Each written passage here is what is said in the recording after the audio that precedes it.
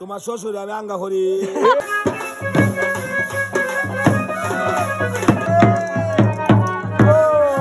আমাদের বেআইন খালা পাঠা। Hello everyone, welcome back to my page Brinda's Dream. বহু অপেক্ষার পর আমার মামার বিয়ের দিন চলে আসলো আর আমরা সমস্ত কাজিন মিলে একই গাড়িতে করে কনে বাড়ির উদ্দেশ্যে রওনা দিলাম। যাওয়ার পথে এত পরিমাণ মজা করছি আমরা সবাই, আর এত এত গান শুনতে শুনতে আমার ভিডিও করার জন্য ড্রাইভার তার গাড়ির সামনের আরও দুইটা লাইট জ্বালাইয়া দিছিল।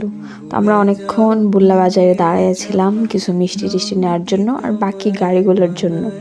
তো খুব বেশি সময় লাগে নাই, অল্প সময়েই আমরা চলে গেছি কনে বাড়িতে। গিয়ে গেটের সামনে অনেকক্ষণ দাঁড়িয়েছিলাম কারণ জামাইয়ের গাড়ি ততক্ষণে আসে নাই। এরপর যখন জামাইয়ের গাড়ি চলে আসে তো তখন কনে বাড়ির মেয়ে বউরা যারা শালিকা বা ভাইয়ের বউ লাগে তারা সবাই মিলে গেট ধরলো। এটা একটা ফানি রিচুয়াল। তারপর আমরা মামিদের বাড়িতে ঢুকে গেলাম। ওনাদের বাড়ির সামনে কুঞ্জ এত সুন্দর করে সাজানো হয়েছে, আর সেই সাথে আমাদের লক্ষ্মী ঠাকুরের মতো মামি এত মিষ্টি লাগতেছিল। মামিকে দেখে দেখে আমরা চলে আসছি খাওয়ার জায়গায়। এসেই আগে পেট পূজা করতে হবে। তো খাওয়া দাওয়া পরে সমস্ত ভাই বোন মামা মাসি মিলে আমরা একসাথে বসে অনেকক্ষণ আড্ডা দিছি। কেন তুমি বদলে গেছো তারি নাম ভালো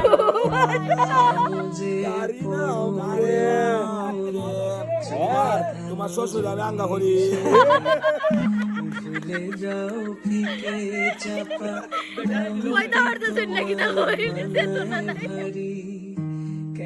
এরপর বিয়ে শুরু হওয়ার আগে শুরু হয়ে গেল জামাই বরণের যে রিচুয়ালটা সেটা। তো এইটার পরপরই আসলে বিয়ে শুরু হয়ে যাবে।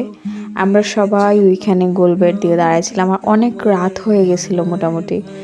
তো আমরা দাঁড়াইতে এত পরিমাণ টায়ার্ড হয়ে গেছি। আমাদের এনার্জি লেভেলকে বাড়িয়ে দেওয়ার জন্য আমার মামা এত নাচা নাচছেন। সুরভীর নেই মমতা যেখানে জীবনের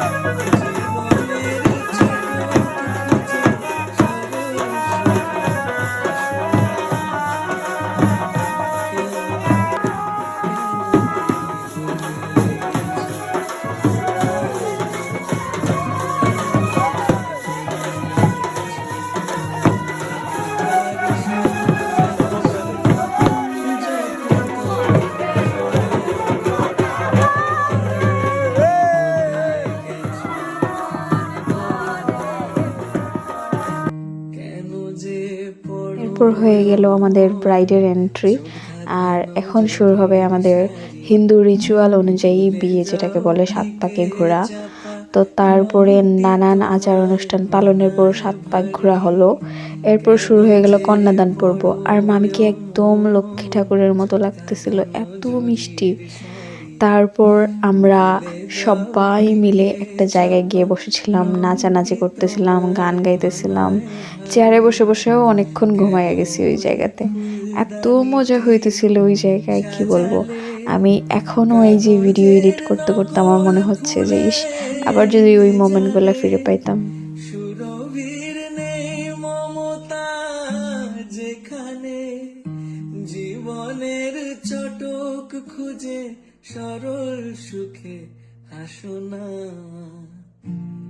কেন কেন পুরো রাত মজা করার পর ভোরবেলা আমরা বউ নিয়ে রওনা দিয়ে দিছি বাড়ির উদ্দেশ্যে। তো বাড়িতে পৌঁছানোর পরে আসলে আমি বেশিক্ষণ থাকতে পারি নাই মামার বাড়িতে। আমার একটা কাজের প্রয়োজনে আমি সিলেটে চলে গেছিলাম ওই দিনই। তবে আমি অবশ্য বৌভাতের দিন দুপুরবেলা আবার চলে গেছিলাম মামার বাড়িতে, কারণ বিয়ের মজা কি মিস করা যায়। আর এইবার আমি শ্রীমঙ্গল হয়ে গেছিলাম আসলে 4th মঙ্গলের সময়। তো দুপুরবেলায় গিয়েই দেখি আমার মেশোরা সবাই, বাবা মেশো ওনারা খাইতে বসছেন। আমি ওনাদের সাথে খেতে বসে গেলাম। খেয়ে দিয়ে চলে আসলাম প্যান্ডেলে, খাবারের প্যান্ডেলে। এখানে এসে আমার মামাতো আর মাসতুতো বোন এই দুইটাকে নিয়ে অনেকক্ষণ বসেছিলাম। কেউ দেখলে বলবে এরা আমার বোন, এরা আমার কাজিন। চাপা রংটি তোমার খাও না তাহলে শশা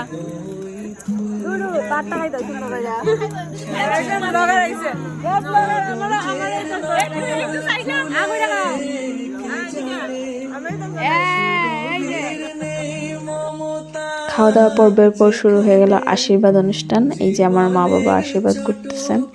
এভাবে প্রত্যেকের জনে জনে আশীর্বাদ পর্বের পরে কিছু নাচ গান ভিডিও নিয়ে তারপর বিয়ের প্রোগ্রাম শেষ হয়ে গেল। আমি আসলেও এখন প্রত্যেকটা ভিডিও ক্লিপ দেখতেছি আর ভাবতেছি কত না মজা হয়েছে।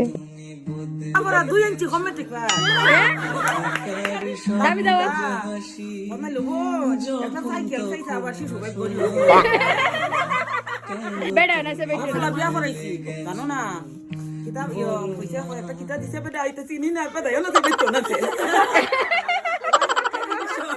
একটা দিছে রে বউ ডাক্তার তিফা দাও মা দিয়া রে মনে লন্ডন তিফা মানে লন্ডন মোটর থেকে তিফা দিলা লন্ডন।